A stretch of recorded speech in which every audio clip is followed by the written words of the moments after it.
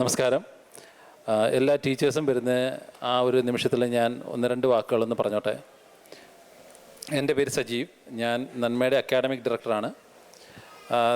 ഇവിടെ എത്ര പേർക്ക് അറിയുമെന്ന് അറിയില്ല, പക്ഷേ മിക്കവാറും എല്ലാവർക്കും അറിയാൻ തോന്നുന്നു. നന്മയാണ് NSSൻ്റെ ഇനിഷ്യേറ്റീവിൽ നടത്തുന്ന നമ്മുടെ മലയാളം ക്ലാസ്.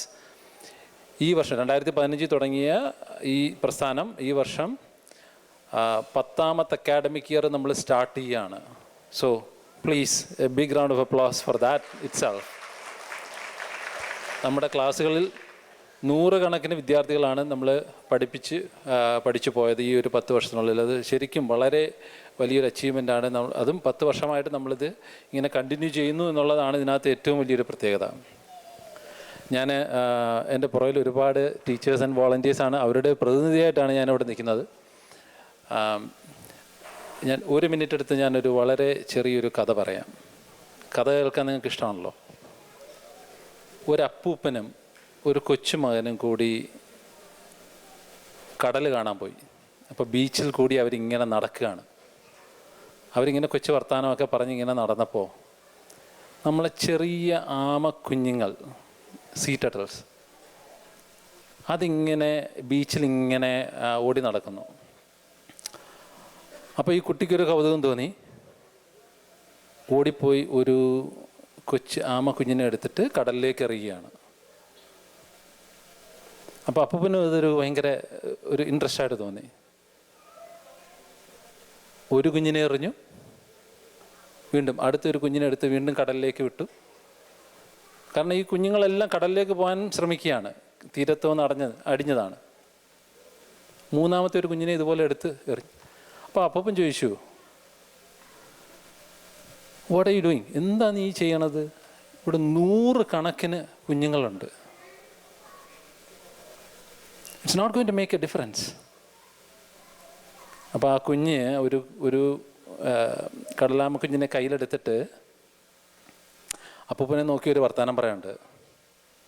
ആ കുഞ്ഞിനെ എടുത്ത് കടലിലേക്ക് എറിഞ്ഞിട്ട് പറഞ്ഞ്,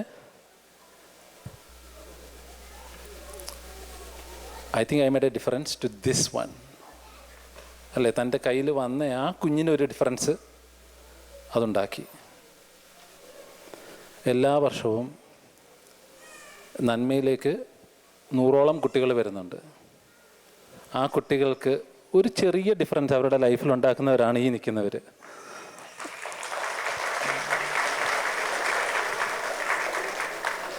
അതിനകത്ത് ഒരുപാട് ത്യാഗങ്ങളുണ്ട്. There is lot of sacrifice. Weekends ഇതിനു വേണ്ടി നമ്മൾ ചിലവഴിക്കുന്നു. നന്മയുടെ പ്രവർത്തനം അറിയില്ലെങ്കിൽ ഞാൻ വളരെ ചുരുക്കത്തിലൊന്ന് പറയാം. നമുക്ക് 5 സെൻറ്റേഴ്സ് ഉണ്ട്, 5 ലെവലുണ്ട്. ലെവൽ 1, 2, 3, 4 എന്നിട്ട് അഡ്വാൻസ് ലെവൽ. ഇതിൻ്റെ ഏറ്റവും വലിയൊരു പ്രത്യേകത, നമ്മൾ ഓരോ ലെവലും അവർ സ്കിൽ ബിൽഡിംഗ് ആണ്. അപ്പോൾ മലയാളം എഴുതാനും വായിക്കാനും സംസാരിക്കാനും 3 കാര്യങ്ങളും ഓരോ ലെവലിലും നമുക്ക് പരീക്ഷകളൊക്കെ വെച്ചിട്ടുണ്ട്. അങ്ങനെയാണ് നമ്മളത് ചെയ്യുന്നത്. നിങ്ങൾ പലരും ഇത് കേട്ടിട്ടുണ്ടാവും, ഞാനത് ദീർഘിപ്പിക്കുന്നില്ല. അപ്പോൾ ഏറ്റവും ഗുഡ് ന്യൂസ്, നമ്മൾ ഇപ്പോഴത്തെ അടുത്ത വർഷത്തെ അധ്യയന വർഷം ഓൾറെഡി തുടങ്ങിക്കഴിഞ്ഞു. മീൻസ് അതിൻ്റെ പ്രവർത്തനങ്ങൾ എല്ലാം തുടങ്ങിക്കഴിഞ്ഞു.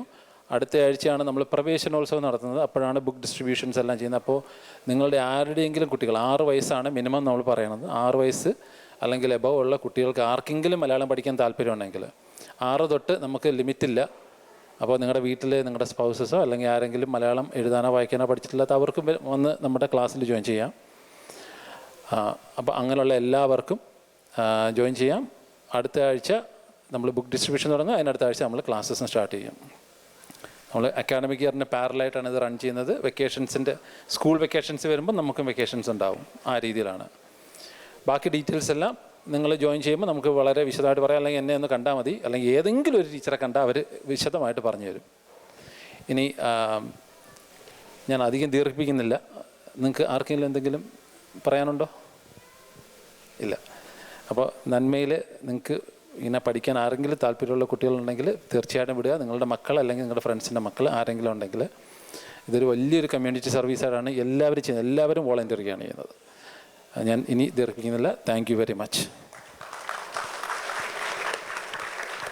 Thank you Sajeev, thank U.